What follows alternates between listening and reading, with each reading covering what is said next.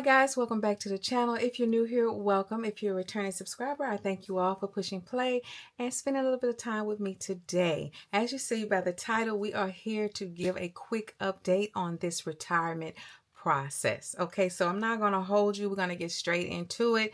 If you're new here, then I'm going to just give you a really quick recap.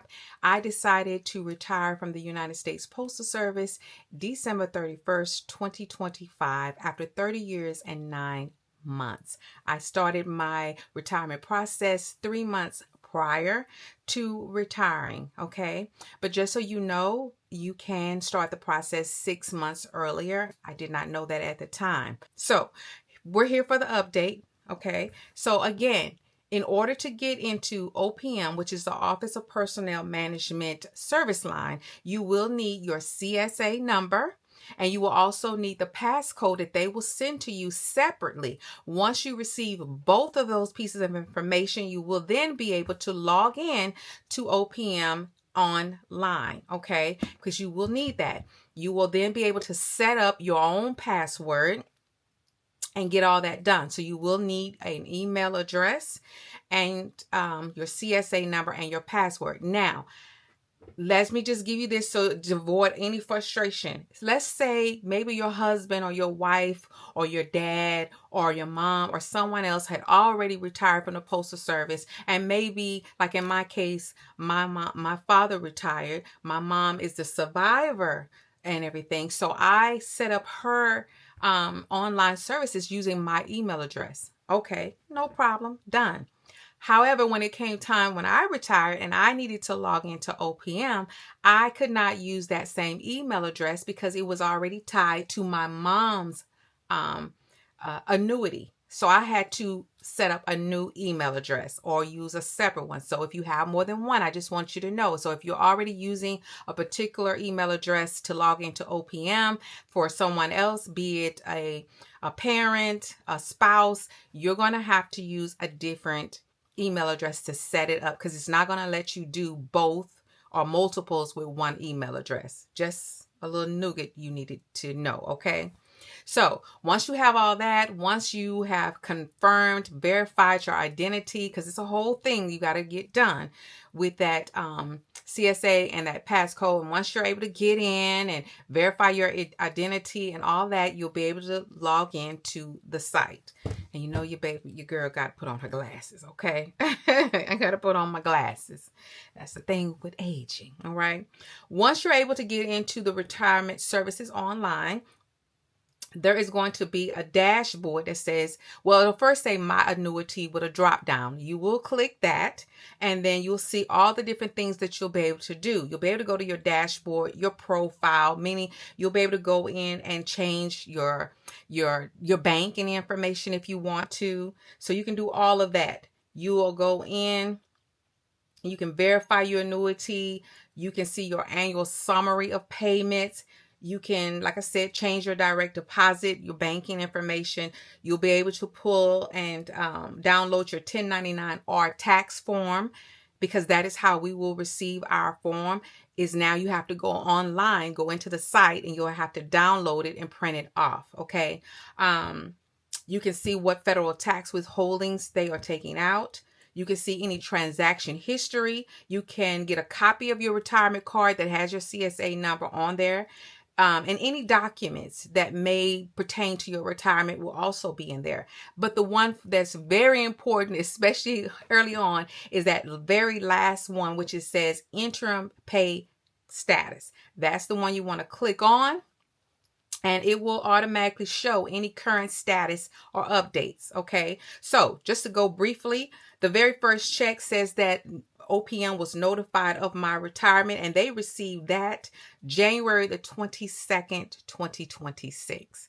Again, I retired December 31st, 2025, but they were notified January 22nd, 2026. All right. The next one is a dash. It says my retirement application received. I don't know if that's true or not. I'm not really for sure. There was a caveat. I did have a couple entries on job. They sent me a form that I had to fill out, agreeing for them to be able to pull those cases and everything. So they could look into it because it may or may not increase my monthly annuity. So I don't know if that's probably why they're still waiting on that particular piece of paperwork, to be completed. I'm not for sure if that's why that's not checked off. Okay. The next check mark you'll see is interim pay issued. So that one again was January 22nd, 2026. I did receive my first interim payment. This is the amount that I received. And so that went into effect January 22nd, but I received that first pay on February the 3rd. Okay. The next check mark, which is the latest update, my case was assigned to a specialist, and it just basically states your retirement application has been assigned to an OPM retirement specialist for calculation of your annuity benefit. That assignment was March the 4th, 2026. All right.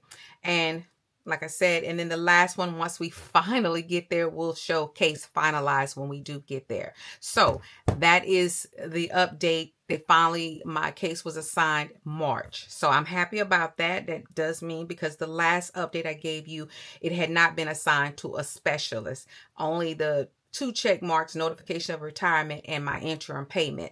But like I said, for my peace of mind, I do not go in and check this every week. I just don't do it because I know for a fact it's not moving that fast. Okay. So I didn't even know that my case had been assigned until, I want to say, today is April. What is today, y'all? Like I said, I don't even be keeping up with the dates. Today is April the 7th. So I'm pretty sure it was like the last week of March that I actually logged in and checked. And I realized, oh, okay, it's been assigned to a specialist the early part of the month or something like that. So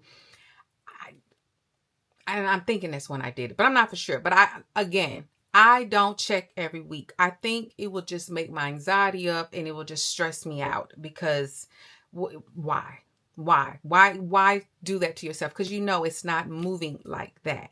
Again, like I said, I feel like this process, some people were saying 3 to 6 months. Well, we are already in April. This is the 4th month, okay, for this process that I'm going through for retirement. So I know in previous emails, previous videos, I stated, I feel like you should make sure that you have an emergency fund, meaning you have money that will pay any monthly bills for a certain amount of time. Now, everybody's not retiring mortgage free. So if you still have a mortgage, if you are paying rent somewhere, if you are paying, of course, the regular bills, your water bill, your gas bill, your electric bill.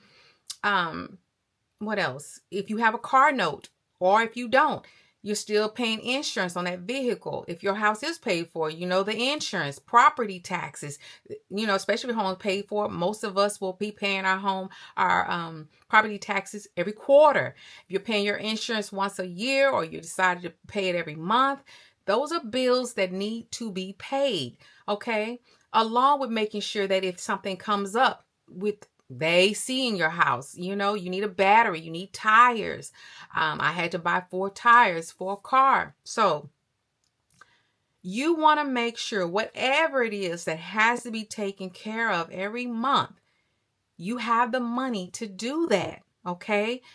You may have a child still in college that you give assistance to. You don't want to not be able to help them because you're not even getting your interim payment, or when you get your interim payment, you see it's not very much. It's only a percentage of what you'll be getting. So I'm saying, I just really want to keep stressing this when I bring you these updates. You need to make sure that you have enough emergency fund to cover whatever bills that you are responsible for every month. TXU, Atmos Gas, State Farm, whomever it may be. Okay? If you still have a mortgage, you still pay rent, whatever it is, they don't care that you retired. They don't care that the federal government's behind on giving you your retirement benefits. They don't care. Okay? They don't. So You don't want to turn what should be the happiest time, one of the happiest times of your life, into something so stressful that you are logging into OPM every week. You're trying to call them. And I'm going to tell you, trying to call OPM is like trying to find a needle in a haystack. Okay. It is hit or miss. I know I tried for probably, weeks.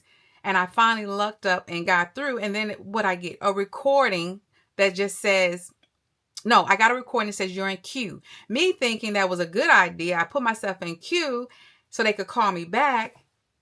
I didn't get a call back. So the next time I was lucky to get through and get in queue, I just stayed on the line. And again, they weren't really able to help me because they had not received all the paperwork from the Postal Service. So they couldn't help me at all. I still didn't have my CSA number. So they couldn't provide that because they had not received my notification from the Postal Service that I had retired. So unless you have some information to give to them for them to help you, it's probably just not even going to help you to reach out to them.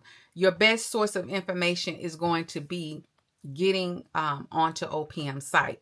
Okay. And again, like I said, some things that may also hold you up is if you were married previously and now you are divorced. Maybe you were in another branch of the government. You were in the military. Maybe you work for another department and they're still waiting for all those paperworks to come in to do your get your calculation done. And I'm going to tell you, everybody ain't moving on your time. Okay. So look, although you're happy you're retiring, these people are still working and they're backlogged. They've got probably way more cases than they should have. So I'm going to tell you, this is going to try your patience. Okay. So when I say that you need to have an emergency fund, I mean that from the depths of my soul. Okay. You know what you're responsible for paying out every month. Okay. Whether you're married or not. I'm married as well, but I have bills that I'm responsible for taking care of. My personal bills as well as things that I pay for in this house. So, and like I said, everybody's different. So we ain't finna get on all into that about who does what and you married and why that. Look, okay, because somebody did that to me in the comment. And so look, this is not about that. Regardless of how your bills are set up in your house, okay? You want to make sure that whatever you are contributing or whatever needs to be paid can be paid. Okay. So one of the things that I told people, if you don't have that much or you don't have any, I know for the Postal Service as a clerk or as a mail handler, we are allowed to carry over 520 hours of annual leave, paid PTO, which is paid time off. Okay. So think of that as your emergency fund. So I know 440 hours is roughly a little over 15 grand, depending on where you are on the steps. Okay. Like for me, I was a step O, level 7. So 440 hours was a little over $15,000.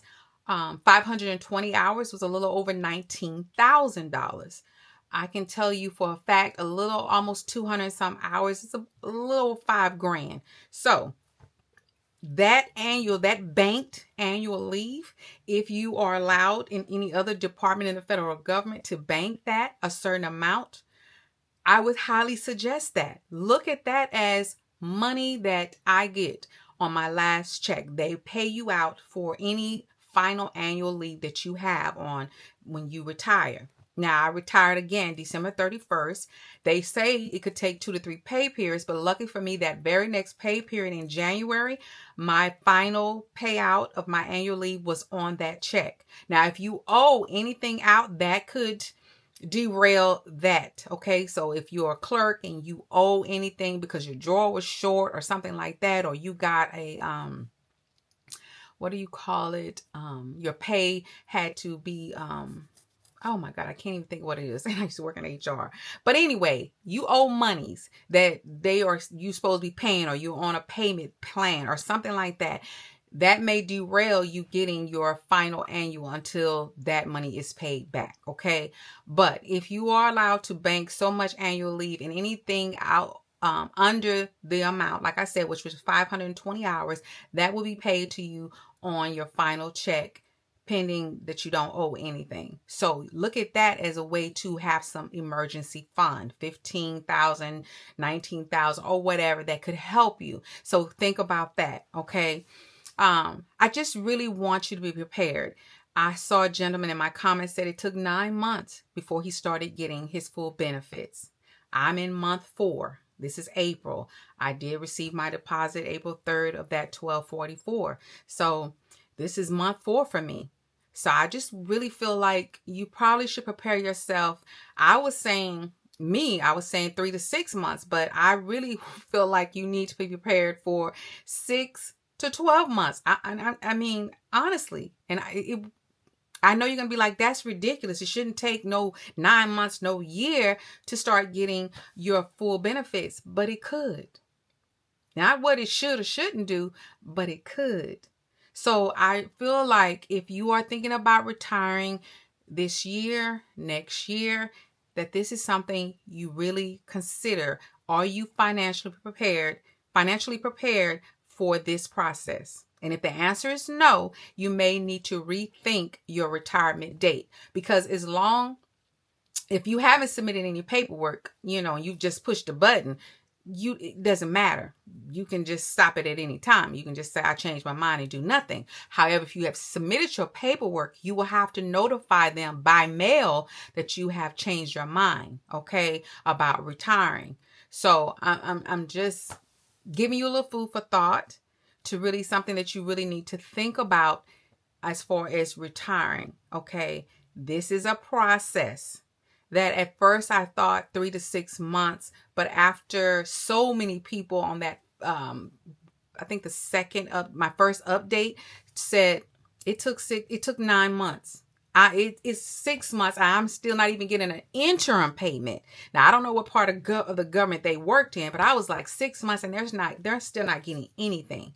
One of the other things that, is there if you need it is once your 401k, your 403b, or whatever yours is called, shows you as being retired. They've been notified you have retired. When you log in, like ours is called the Thrift Savings Plan, when you log in, it will show retired or separated. I can't remember which one it actually uses. You then have an option. You can withdraw all of your money.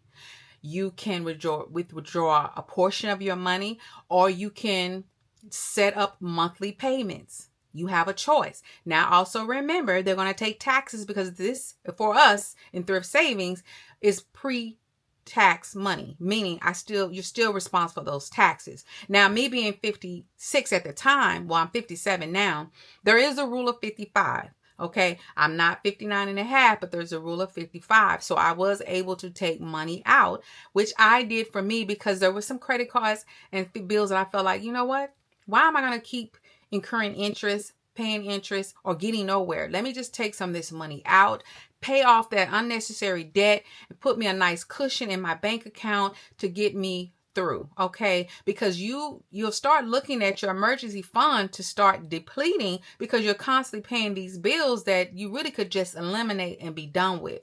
So that was a choice, because when I saw, okay, we're in March, and I was like, and so after talking to my husband, that's what I decided to do. Yes, of course, they're going to take taxes because it is pre-taxed. So I had, of course, 10%. They take off the top.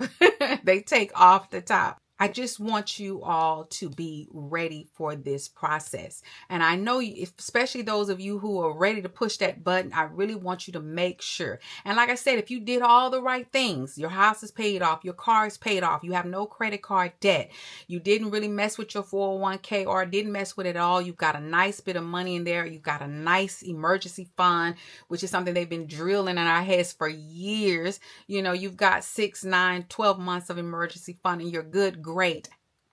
I applaud you. I do, because you're probably a very rare breed, probably a very rare breed.